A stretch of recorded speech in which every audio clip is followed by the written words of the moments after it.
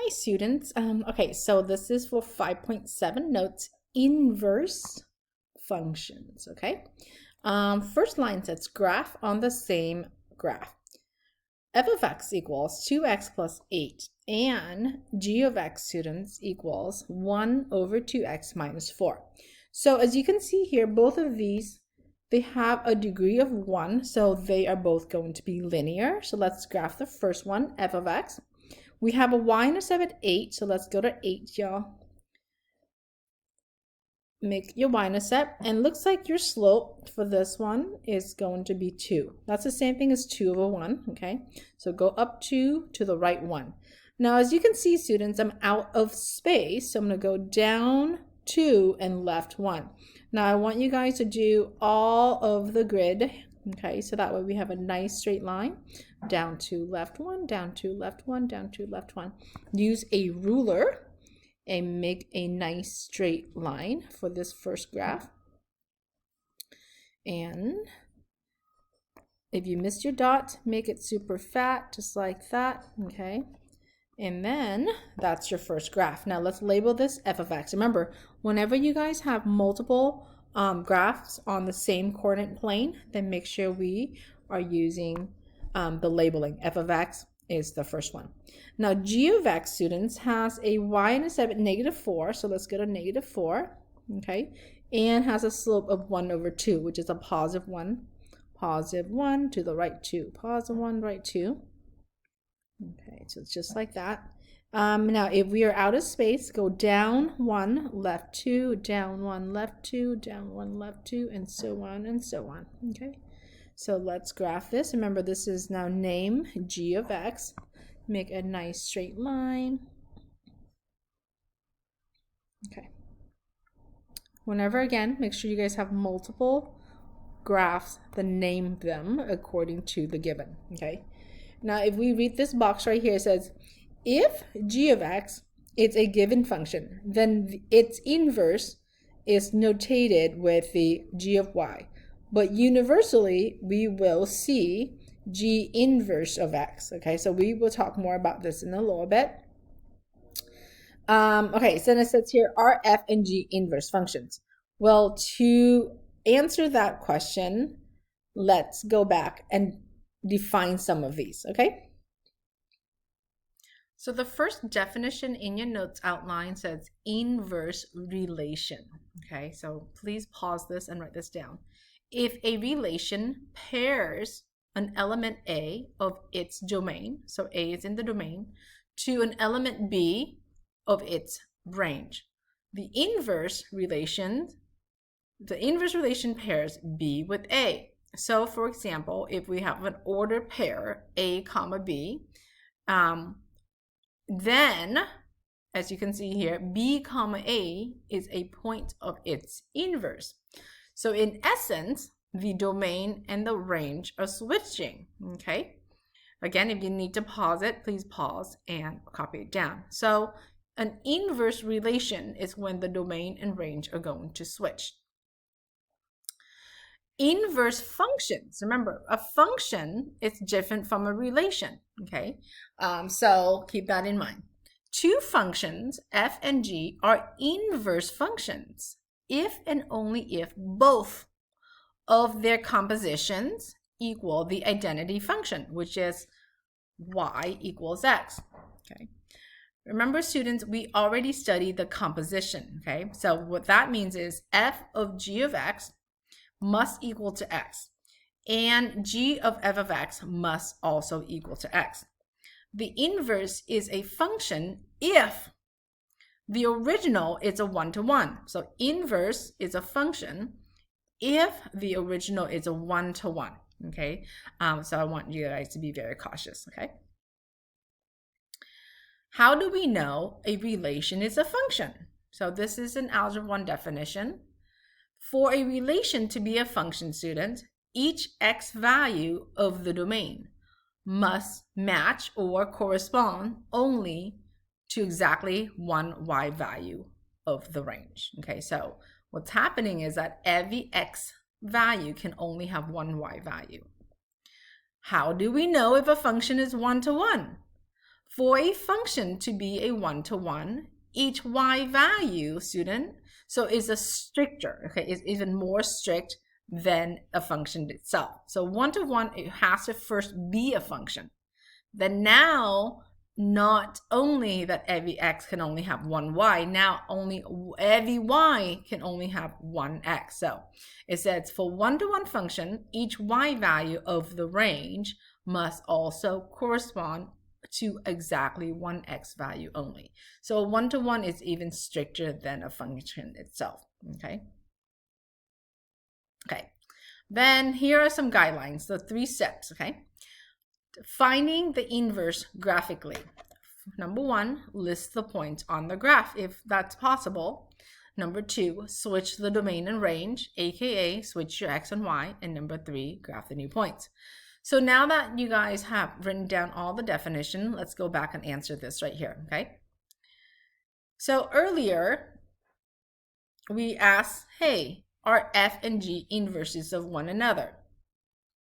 And if you guys just got done copying down the inverse definition, that means a composition, guys, f of g of x, okay, must be equal to x, and g of f of x also has to equal to x. So also, it is symmetrical about the identity line, okay? Remember the identity line? It said in your definition, identity line, which is y equal to x. What this means, guys, is if I were to graph this line out, the y-intercept is 0, the slope is 1, so up 1, okay? So what that means is if I were to graph this out, let's graph it out, it is symmetrical, okay? Your f and g, when we say symmetrical, what that means is if we were to fold it on this identity line, students, okay, this is your identity line. Okay, are these two mirror images of one another? If you said yes, then these are inverse functions, okay? So are f and g inverse function? Yes, they are, okay? So that's exactly what inverse functions would look like. Okay, they are going to be mirror images of this identity line, which is y equals x. Okay, so let's do example 1 here. It says, method number 1, find the inverse graphically. The if is the inverse a function, so we have to answer that. Remember, we have 3 steps here in order to how to find the inverse graphically. Make a list of points, switch the x and y, and then graph it.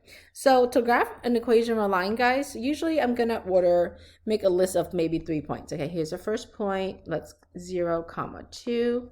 Here's a x-intercept. That's gonna be 4, 0, and then 1 more point, so that way we have a nice straight line. This is 2, 4, 6. So that's -6. And up 2, 4, 5, up 5, okay? So it's inverse. I'm going to graph it in red. The inverse function of this, guys, we're gonna switch the x and the y, okay? So this is -6, 5. I'm going to plot a dot of 5, -6, 2, 4, 5, 2, 4, 6, okay? This is 5, -6. This is 0, 2. I'm gonna plot a dot 2, 0. Here we go. That's going to be 2, 0. This dot over here is 4, 0. I'm going to plot 0, 4. So this is my third dot. Okay, 4, 0. I'm sorry, that was original. 0, 4 is my inverse. So let's plot them. Okay. Here is your inverse line. If the original is a line, its inverse is also going to be a line. Let's call this f inverse of x, okay? So we are using the notation f inverse here because if we look up here in this definition of an inverse, okay? If we have g of x is the regular, the notation g of y, it's an inverse because we're switching x for y, okay? Now, but universally, you're going to see this. So in your homework, I'm going to ask you to write both, okay, guys? So, but for this one, we're going to use g inverse of x. Now, it doesn't have g here. If you look at the questions on the right, all the questions on the right here, students, has f of x, so that's why I'm using f inverse of x. Now the second notation is going to be f of y, okay? Now another way, guys, to make sure that we have graphed it correctly, I want you to also graph your identity line, okay?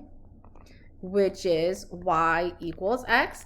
Remember, the identity line is going to be starting at 0, 0, because that's where your intercept is. And the slope is always going to be 1.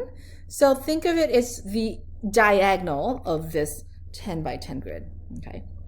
Now, if we graph this piece, students, okay, and so identity line here, y equals x, and we check to see if the left and right are mirror image of each other. This piece is mirroring with that piece, and this piece right here, students, okay, is going to mirror that piece. So the left and right, they are exactly the same, meaning that, yes, we have graphed it correctly. Now let's go and answer your box here. Find f of 0, okay? Remember, this right here means find y when x is 0.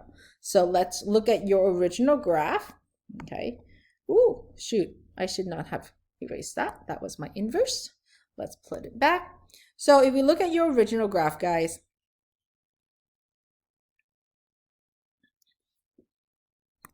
okay, so your original, find x, okay, f of 0. So go to 0. This dot right here was the original. Let me get this green piece right there.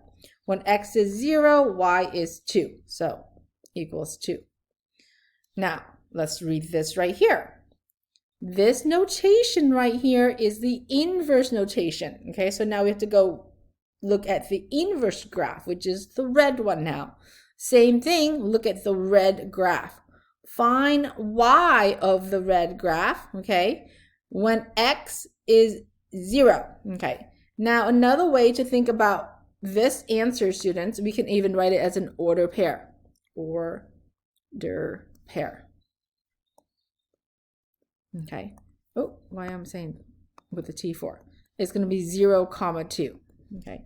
Now, let's go look at the red graph. When x is 0 on the red graph, guys, y is what?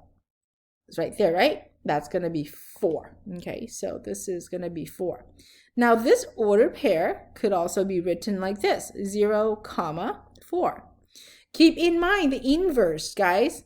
The x and the y's are switching, okay? So if we go and look at the regular function, when x is 4, y should be 0 for the regular. And yes, we have that as well. So we are doing it right. C says, find x when f of x is 2. So this is the same as y equals to 2, okay? So let's go find y equals to 2. What is x? So when y is 2, if you look at this line right here, x happens to be 0. So that one is going to be 0. Okay, so students, well, that's the same thing as saying 0, 2, which is the same as that answer, okay? Now, D, it says find x when f of x is 4. Now, let's go look at the red curve. When the y value of the red curve is 4, what is x? Here's 4 for the red curve. X is going to be 0. X is 0. So for the red function, guys, this is going to say, oh, I just said x is 0 and I wrote 4, didn't I? X is 0. 0, 4 for the red. Now, for the regular function, we should have it switch, right? On the regular function, that should say 4, 0. So do we have a dot at 4, 0? Totally. So we're doing okay.